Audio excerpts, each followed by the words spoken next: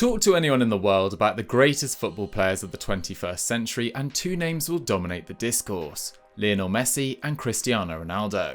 Others will bring up the names of Zidane, Henry, Ronaldinho, and more recently players like Suarez, Benzema and Lewandowski amongst many others. But very few will put forward Neymar. Despite his undeniable talent and mesmerising performances for Santos, Barcelona, PSG and Brazil over the last decade, some observers simply refuse to acknowledge his place amongst the very best players in the world.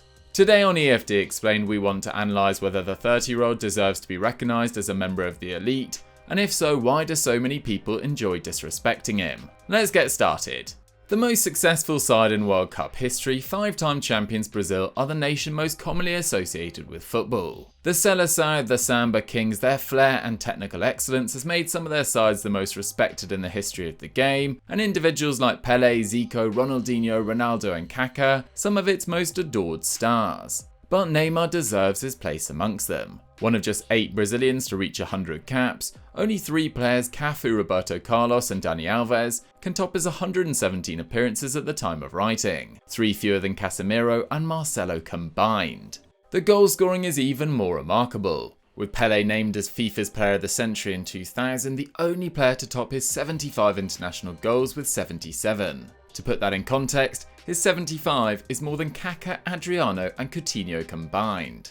Compare his numbers to his peers and they stand out even more. He scored 0.62 goals per game for Brazil, level with Cristiano Ronaldo and more than Messi and Suarez for their respective nations. But what about his performances at club level? Currently playing his 14th year of professional football, Neymar has scored a ridiculous 353 goals in 564 club games. Just 22 of Sergio Aguero's tally in 121 fewer games, whilst he has also provided 179 career assists, 16 more than Iniesta, with the Spaniard making 364 more appearances. He certainly has the longevity then, but what about the trophies? Well, he has won 9 league titles in 3 different countries, only missing out 3 times since his debut season. In 2011, as a 19-year-old, he led Santos to their first Copa Libertadores title in 63 years, scoring 6 goals, including the opener in the final, and was named player of the tournament. 4 years later with Barcelona, his 10 goals in 12 games, including a strike in every match past the last 16,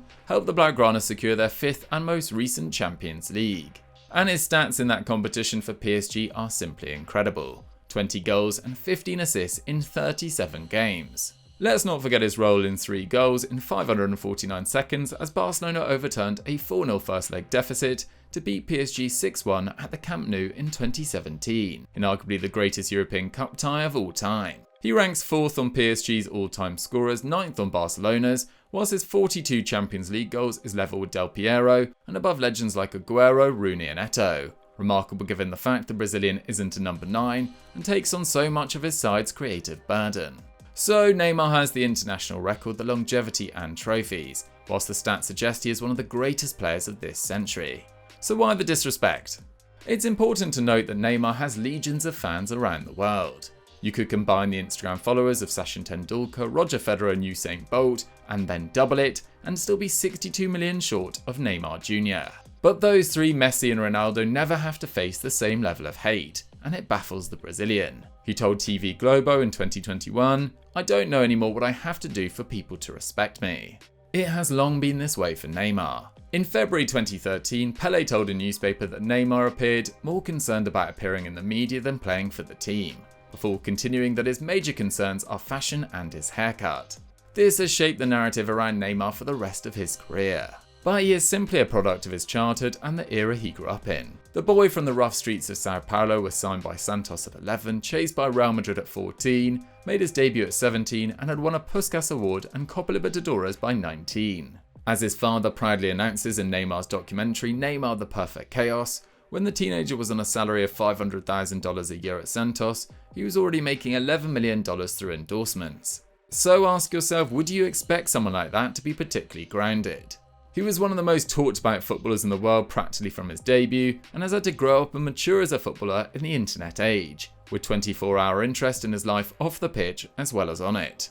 Yes, there have been some questionable moments, acts of petulance, dives, a run-in with the Spanish tax authorities and allegations of sexual misconduct, accusations which were dropped in July 2019 due to insufficient evidence, but this is a player whose very essence, the freedom that he plays with, the God-given skill to perform tricks and bring joy to so many, simultaneously attracts criticism and hate from more old-school football traditionalists. And as Tostão, one of Brazil's most respected journalists, wrote, his tacky off-field behaviour, usual in the celebrities world, is his own problem as long as it doesn't affect his play. According to a lot of sources, Neymar prepares well for games, that's all that matters. He also hasn't been helped by matters outside of his control. The Athletic's Dermot Corrigan wrote in March 2021 that former Barcelona president Sandro Rosell paid more than €100 million to sign him from Santos, far more than the €57.1 million he initially claimed. A judicial investigation forced Rosell to resign, and Barcelona were eventually fined €5.5 million in June 2016. A year later, PSG shocked the world by paying the 25-year-old's €222 million release clause after a long drawn-out saga. With PSG initially doubling his salary to €30 million per year, of course money was a motivating factor. But according to multiple sources, the desire to step out of Messi's shadow and become the best player in the world, difficult to do if you aren't the best player on your own team, was the overriding one. Surely that ambition should be applauded rather than used as a stick to beat him with. A fact that the haters will be struggling to grapple with right now is that Neymar could quite feasibly win a Ballon d'Or in the next 18 months. His form at the start of this season has been sensational, with 11 goals and 8 assists in 11 games for PSG, with no player in Europe coming close to his 15 league goal contributions, with Haaland and Messi the only players to top 10 at the time of writing. Even this season though, the hating has continued. There were numerous stories during the summer that Mbappe asked the PSG hierarchy to sell Neymar, and so when they had a disagreement about who should take a penalty in their 5-1 victory over Montpellier in August, and Neymar naively liked anti-Mbappe tweets in the aftermath, this season's narrative was born. This story has rumbled on, and when Neymar refused to answer yet another question about his relationship with his teammate last weekend, people again jumped to conclusions. It appears to be a non-story though, with Mbappe admitting publicly that we've had moments where sometimes we are a bit colder and moments where we are a bit hotter, something that anyone who's worked with a colleague for over 5 years can probably relate to. On the pitch though, things are going well, with a more balanced PSG among the favourites for the Champions League. And with Brazil's World Cup campaign kicking off in just 53 days' time, and Tite able to call on a raft of global stars, who would bet against the Selecao sealing their much-desired 6th trophy, securing Neymar's legacy in the process, and finally earning him the respect he so clearly deserves.